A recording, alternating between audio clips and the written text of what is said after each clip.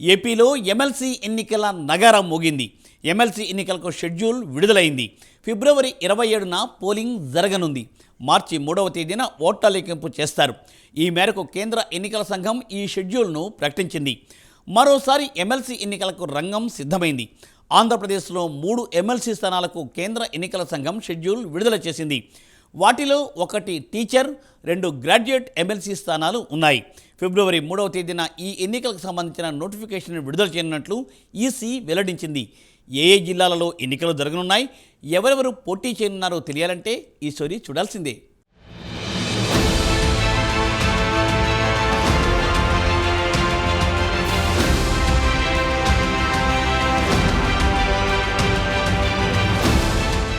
ఆంధ్రప్రదేశ్లో ఎమ్మెల్సీ ఎన్నికల నగారా మోగింది. కేంద్ర ఎన్నికల సంఘం ఏపీలో ఎమ్మెల్సీ ఎన్నికలకు షెడ్యూల్ విడుదల చేసింది. ఫిబ్రవరి 27న పోలింగ్ జరగనుంది. ఆంధ్రప్రదేశ్ రాష్ట్రం మరోసారి ఎన్నికలకు రంగం సిద్ధమైంది.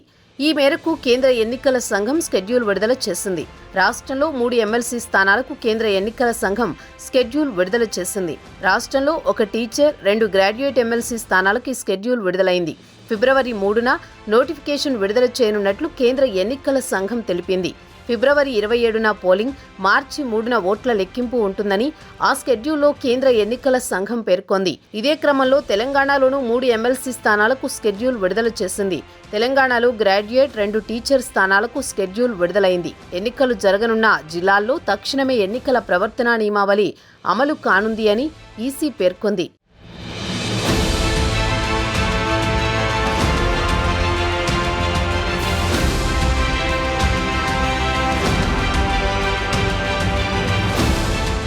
ఆంధ్రప్రదేశ్లో 2 పట్టభద్రులు, 1 టీచర్ ఎమ్మెల్సీ స్థానాలకు కేంద్ర ఎన్నికల సంఘం షెడ్యూల్ విడుదల చేసింది.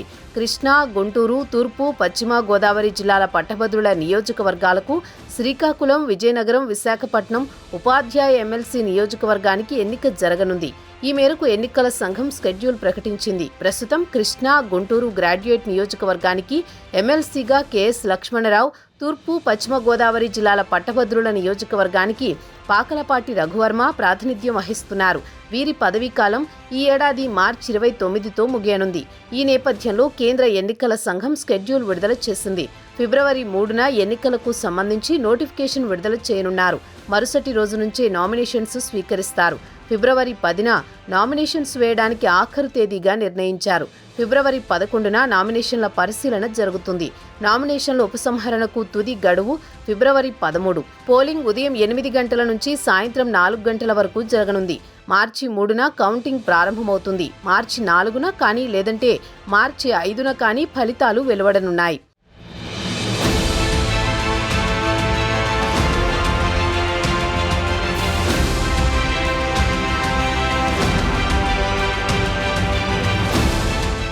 ఆంధ్రప్రదేశ్లోని 2 పట్టభద్రుల ఎమ్మెల్సీ స్థానాలకు తెలుగుదేశం పార్టీ అభ్యర్థులను ప్రకటించింది. కృష్ణా, గుంటూరు జిల్లాల పట్టభద్రుల ఎమ్మెల్సీ అభ్యర్థిగా మాజీ మంత్రి ఆలపాటి రాజేంద్ర ప్రసాద్, ఉభయ గోదావరి జిల్లాల పట్టభద్రుల ఎమ్మెల్సీ అభ్యర్థిగా పేరాబత్తుల రాజశేఖర్లను టీడీపీ ప్రకటించింది. ప్రస్తుతం ఆ స్థానాల నుంచి ఎమ్మెల్సీలుగా ఉన్న కెఎస్ లక్ష్మణరావు, పాకలపాటి రఘువర్మ పదవీకాలం ఈ ఏడాది మార్చి 29తో ముగుస్తుంది. దీంతో ఆలోపే ఈ 2 స్థానాలకు ఎన్నికలు నిర్వహించేందుకు కేంద్ర ఎన్నికల సంఘం కసరత్తు చేస్తోంది. ఈ క్రమంలో కేంద్ర ఎన్నికల సంఘం ఎన్నికల షెడ్యూల్ విడుదల చేసింది. ఎమ్మెల్సీ ఎన్నికలపై వైఎస్ఆర్ కాంగ్రెస్ పార్టీ గతంలోనే సంచలన నిర్ణయం తీసుకుంది. ఏపీలో జరిగే ఎమ్మెల్సీ ఎన్నికలను బహిష్కరించాలని నిర్ణయించింది.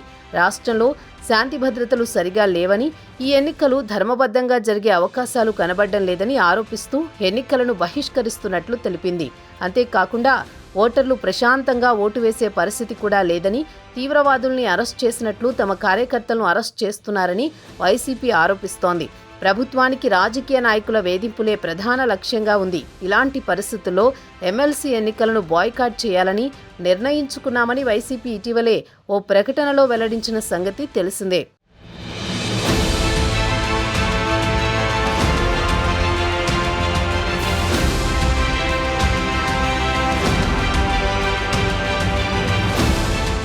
ఏపీలో వైసీపీ చేతులెత్తేయడంతో కూటమి అభ్యర్థుల విజయావకాశాలు మెండుగా ఉన్నట్టు తెలుస్తోంది. అయితే ఉపాధ్యాయ సంఘాల నుంచి పోటీ ఎదురు కానుంది.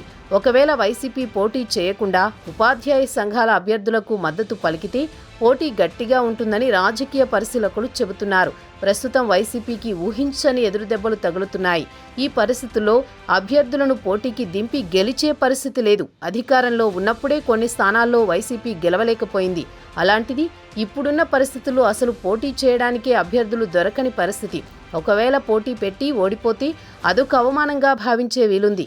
దీంతో వైసీపీ బాయ్కాట్ వంకతో ఎమ్మెల్సీ ఎన్నికలకు దూరంగా ఉంటుంది. వామపక్షాలు ఉద్యోగ సంఘాలతో కలిసి పోటీ చేయనున్నాయి. దీంతో గట్టి పోటీ ఉంటుందనే భావించాలి. ఈ క్రమంలో ఎమ్మెల్సీ స్థానాలు ఎవరు కైవసం చేసుకుంటారో వేచి చూడాల్సిందే మరి.